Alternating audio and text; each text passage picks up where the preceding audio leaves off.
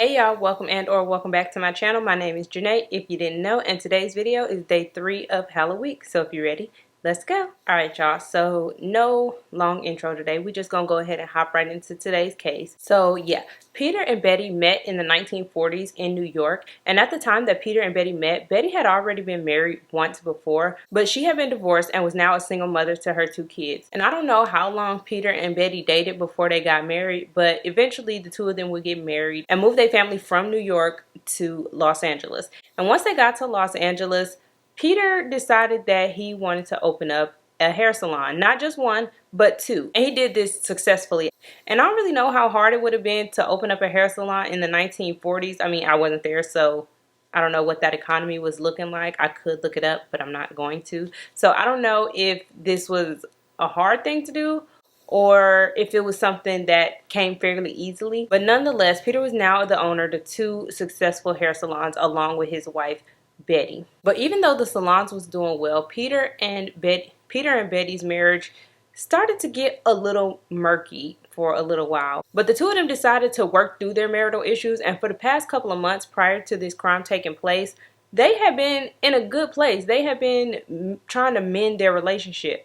So now fast forward to Halloween night 1957, and the Fabianos, like I said, they had been working on their marriage, and they was in a good place at this point. And they was participating in all the little Halloween festivities. They was passing out candy to all the little ghouls and goblins who knocked on their door, and was pretty much just enjoying the night together. And as the night went on, less and less kids was knocking on the door. And when it appeared that all the kids had come for the evening, Betty and Peter decided to call it a night. So the two of them are in bed getting ready to fall asleep when they hear a knock at the door. It's around 11 o'clock p.m. at this point, and they wondering who could be at their door at this time. But Peter figures it's probably just some straggling trick-or-treaters, and so he gets up, grabs the candy bowl, because they still got some candy left, and he was like, okay, well, we still got this candy. I might as well just divvy it up to whoever comes to the door, right?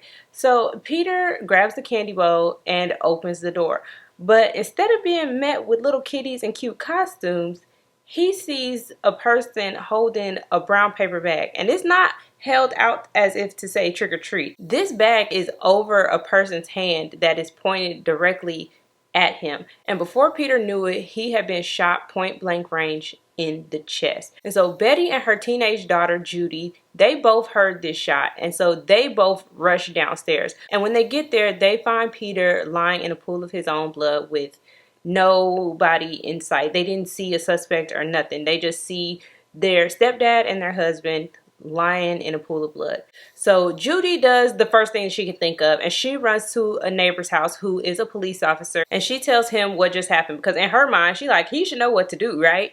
And he does. He calls the police, and once the police get there, they do end up transporting Peter to Sun Valley Hospital, where he was later pronounced dead. So back at the house, officers are processing the scene and trying to collect any evidence, but there's not much evidence to be collected. I mean, aside from Peter's blood, there's no shell casings, nothing was taken from the house. Like, there seems to have been no motive of robbery. So what happened? Why was Peter just shot like this? And so naturally they start talking to Betty because number one, she's the closest person to him, and usually that's the first suspect. And two, she would know the most about his life.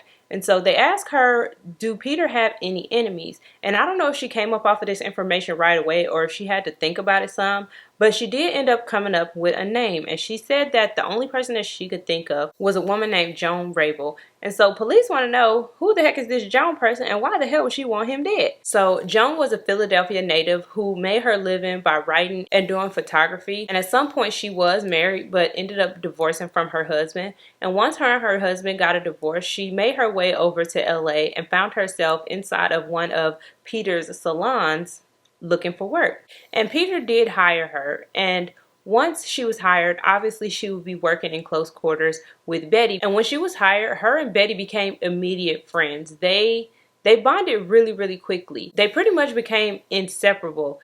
But Peter didn't like that. Peter felt like they was getting a little too close, if you know what I mean. Him and some of the other people in their lives felt like Betty and Joan, they was having an intimate relationship. And back in the 1950s, this was taboo. You wasn't no gay person in Well, you was, but you know, it was very, very frowned upon. It was looked down upon to be a gay person in the 1950s. So it was like, not only is you cheating on me, but you gay too? Like, girl, come on.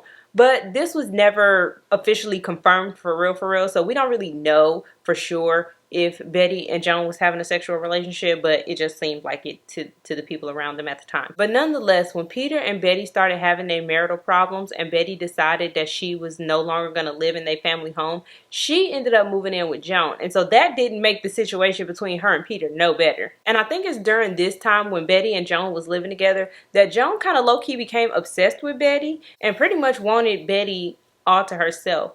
And so when Betty decided that she wanted to try to work things out with Peter and that she was going to move back into her family home with him, Joan, I mean, she was sad, but I mean, what could she do? But at least she would still be able to have this friendship with Betty, right? Well, not exactly, because Peter said that Betty could come back and they could work on their relationship under one condition.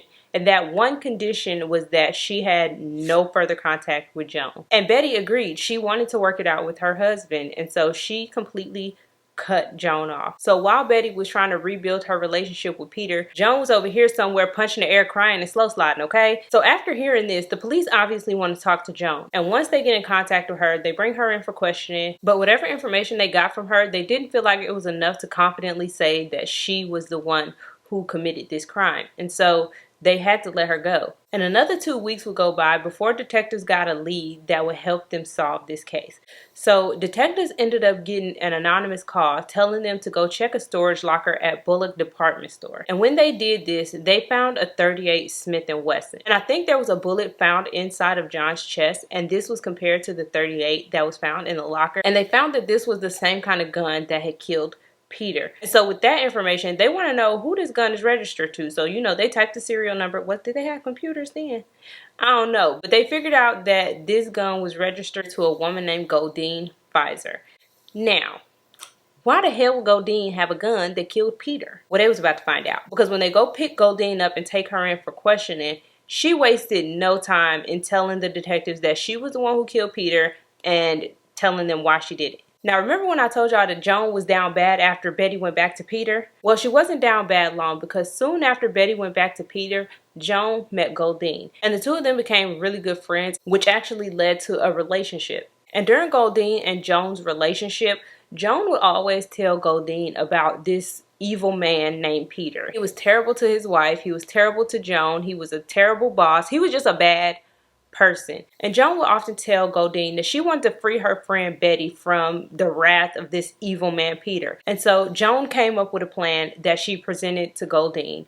And Godine agreed because Godine was really in love with Joan. And she would pretty much do anything to keep Joan happy. And so when Joan presented her with the idea of killing Peter, Godine agreed. And the two of them would spend 3 months planning Peter's murder. And throughout this planning process, Godine purchased a .38 caliber revolver.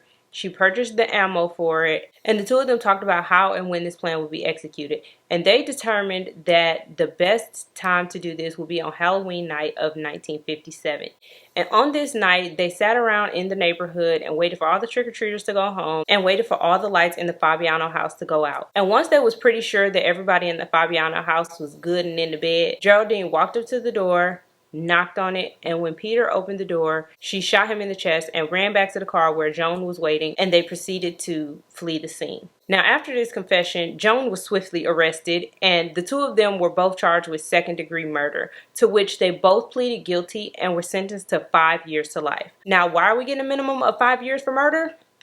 Beyond me. But that's what they got. And at some point, Godine was released from prison, and she ended up living out the rest of her days in LA until she died in 1998.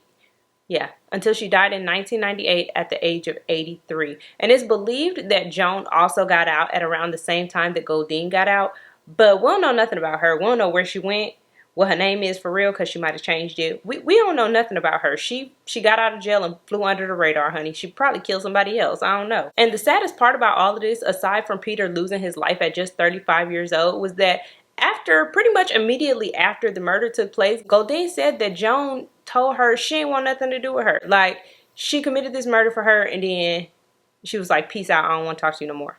she used the hell out that girl. But yeah, some people speculate that Betty was in on it, but that was never proven. So we really will never know if Betty was in on it and they both used Goldine to get rid of Peter so that the two of them could be together without either one of them being, you know, the actual person to commit the crime. Well, no, some people do speculate that. I don't know what I think. I don't know, because one could say, like, why Betty didn't get up and go to the door. But at 11 o'clock at night, if my husband's home, he's the one going to the door. So I can understand that. Yeah, I don't know. Y'all let me know what y'all think. Thank you all so very much for watching. Don't forget to like, comment, and subscribe. And I will see you all tomorrow for day 4 of Halloweek. And I really don't know how hard it would have been to open up a, did I say a nail salon? So now fast forward to Halloween night on night left. And once the police get there, they do transport Peter to where they transport him to. What happened? Why was Peter? But nonetheless, when Mary, no, who is Mary? But nonetheless, when Peter and Mary, I said it again. But nonetheless, when Peter and Mary started, girl, who is Mary? But they figured out that this gun was registered to a woman named Gaylord. Her name is, oh, what? And at some point, Geraldine, did I call her Geraldine do this whole thing? Her name is Goldine. Anyways,